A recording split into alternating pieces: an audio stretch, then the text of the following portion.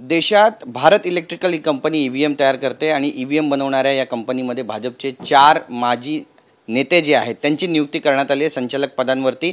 आणि यावर आता संजय राऊत यांनी आक्षेप घेतलेला आहे। ईव्हीएम है तो मोदी आहे असा टोला त्यांनी लगावला। आपल्यासोबत भाजपचे आमदार प्रवीण दरेकर आहे, आपण त्यांच्याशी बोलणार आहोत। संजय राऊत पुन्हा एकदा आरोप करतायत की ईव्हीएम मध्ये घोटाळा आहे, संशय त्या ठिकाणी निर्माण केला जातोय, काय म्हणाल? मला खरं म्हणजे तुम्हाला आश्चर्य वाटतं की तुम्ही संजय राऊतच्या बोलण्याला एवढं सिरियस घेता। मूर्खासारखं संजय राऊत बरळतोय। आता ईव्हीएमवर अनेक निवडणुका झाल्या, काँग्रेस जिंकले, त्याच्याबद्दल काय म्हणणं आहे? महाराष्ट्रामध्ये काँग्रेस जिथे जिथे जिंकले, शिवसेनेमध्ये तिथे काय ईव्हीएम चुकीच्या होत्या का? मला वाटतं मूर्खासारखा आता समोर पराभव दिसतोय। या देशामध्ये मोदी साहेबांची एक लाट निर्माण झालेली आहे आणि त्याच्यामध्ये पालापाचोळ्यासारखं संजय राऊत आणि त्यांचा पक्ष उडून जाणार आहेत। म्हणून अशा प्रकारचं भरकटल्यासारखं मूर्खपणाचं त्यांचं वक्तव्य, याच्यापेक्षा दुसरं काय नाही। ते या ठिकाणी संदर्भ देत आहेत ES शर्मा जे माजी केंद्रीय सचिव होते, त्यांनी निवडणूक आयोगाला पत्र लिहिलं आहे याबद्दल। अरे पत्र लिहा, या संदर्भात चौकशी करणारे यंत्रणा आहे, ज्युडिशरी आहे, सर्व व्यवस्था आहे ना। संविधानानं प्रत्येक गोष्टीला न्याय मागण्यासाठी एक प्लॅटफॉर्म उभं केलं आहे, तिकडे करा ना। मीडियात जाऊन फक्त वाटेल ते बिना पुराव्याचं कुठलंही तथ्य नसणारी वक्तव्य करायची, ही संजय राऊतची अलीकडच्या काळात या ठिकाणी सवय झाली।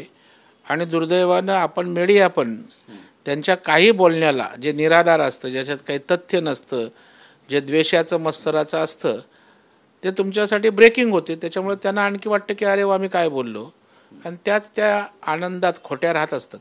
बरं, जरांगे पाटील ज्या पद्धतीनं भूमिका घेत आहेत, म्हणतात 10 तारखेपासून पुन्हा एकदा आंदोलनाला बसणार, याबद्दल सरकारची नेमकी भूमिका काय असणार? त्यांना पुन्हा एकदा समजवायला शिष्टमंडळ त्या ठिकाणी जाईल, काय वाटतं नेमकं? नाही, मला वाटतं आंदोलन करण्याचा या देशामध्ये प्रत्येकाला अधिकार आहे आणि एक वेळा नाही 10 वेळा आंदोलन करण्याचा अधिकार आहे। परंतु मला वाटतं आता जे विषय दिलेत ते प्रामाणिकपणे निभावण्याची सरकारची भूमिका आहे। सरकार कुठेही मागे हटलेलं नाही, प्रामाणिकपणे दिलेलं आहे आणि त्याच्यामध्ये अंमलबजावणी करण्यात काय अडचण येईल तर आम्ही सहकार्य जरांगेंना करू। तर आंदोलन करणं न करणं हा त्यांचा विषय आहे, त्याच्या बाबतीत मी काय बोलू, पण सरकार सकारात्मक आहे मराठा समाजाच्या बाबतीत आणि ओबीसींना धक्का न लावण्याची भूमिका सरकारची आहे। त्याच्यामुळे सरकार अत्यंत स्वयंस्पष्ट आपल्या भूमिकेवर आहे। आता आंदोलन ते करा किंवा करू नका हे आम्ही सांगू शकत नाही, लोकशाहीने दिलेला त्यांना तो अधिकार आहे। भुजबळ ज्या पद्धतीनं आक्रमक भूमिका घेत आहेत ओबीसी आरक्षणासंदर्भातली, सरकारवरच टीका करतायत। काल वडट्टीवार यांच्या बंगल्यावर देखील ओबीसी नेत्यांची बैठक झाली, ते देखील सभा घेत आहेत, त्या ठिकाणी छगन भुजबळांना त्या निमंत्रण दिलं जात आहे। भुजबळ म्हणतात की मागच्या दारानं ओबीसींच्या ताटातलं आरक्षण दिलं। आता अनेकदा या ठिकाणी स्पष्ट झालंय, देवेंद्र फडणवीस साहेबांनी जे आमचे सर्वोच्च नेते राज्याचे आहेत त्यांनी सांगितलंय ओबीसींच्या आरक्षणाला धक्का लागणार नाही। एकनाथरावजी शिंदे साहेब या राज्याचे CM, त्यांनी ओबीसींच्या आरक्षणाला धक्का न लावता मराठ्यांना आरक्षण सगळ्या गोष्टी दिल्या जातील, अजितदादांची ती भूमिका आहे। आणि त्याच्यामुळे एकंदर सरकार ओबीसींच्या आरक्षणाला धक्का लावत नाही, म्हणजे गोष्टच होणार नाही, त्याची दौंडी पिटायचं कारण काय? परंतु आता ठीक आहे, भुजबळ ओबीसींसाठी काम करतात, ते त्यांच्यासाठी लढणं आम्ही समजू शकतो, पण समाजामध्ये आपल्या वक्तव्यानं कृतीनं त्या ठिकाणी द्वेष निर्माण होणार नाही याची काळजी घेण्याची आवश्यकता आहे। मराठा समाजाला योग्य सरकारला जे देता येण्यासारखं आहे ते दिलेलं आहे, राहिलेल्या गोष्टी पण सरकार देण्याच्या मानसिकतेत आहेत।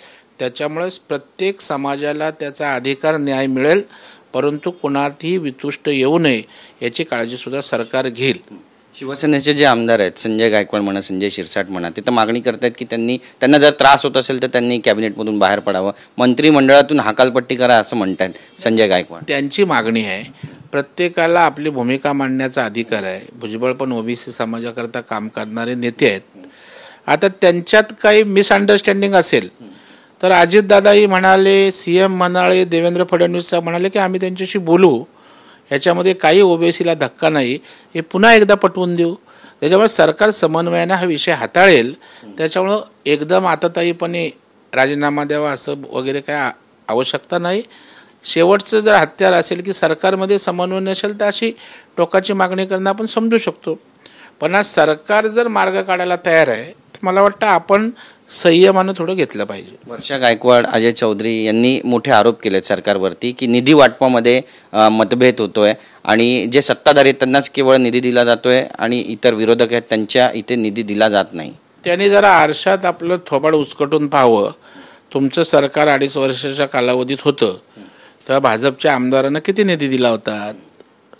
याच्यावर आता शिंदेसाहेब बाहेर पडलेत ना. शिंदेसाहेब निधी त्यांच्या आमदारांना मिळत नव्हता म्हणून बाहेर पडलेत ना. याची जाणीव त्या ठिकाणी अजय चौधरीला नाही का? अशोक चव्हाण साहेब होते तेव्हा वर्षा गायकवाडनी सांगावं, फावडं आपल्याकडे माती ओढतं ना.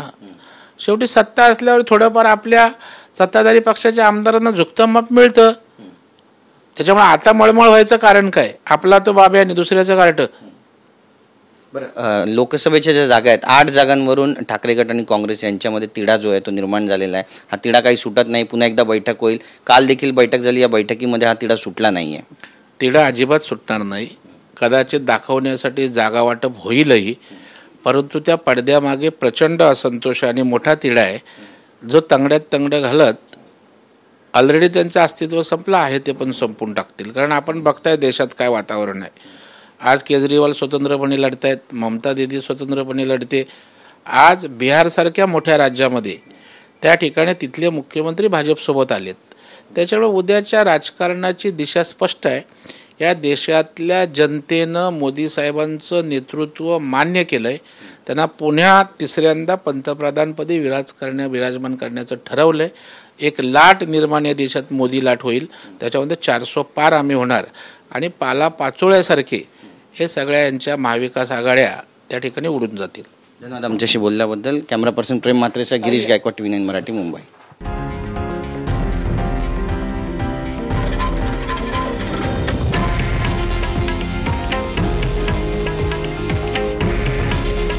हे आहे देशातील नंबर 1 न्यूज नेटवर्क आणि आपण पाहत आहात TV9 मराठी. काळजी तुमची, हित महाराष्ट्राचं.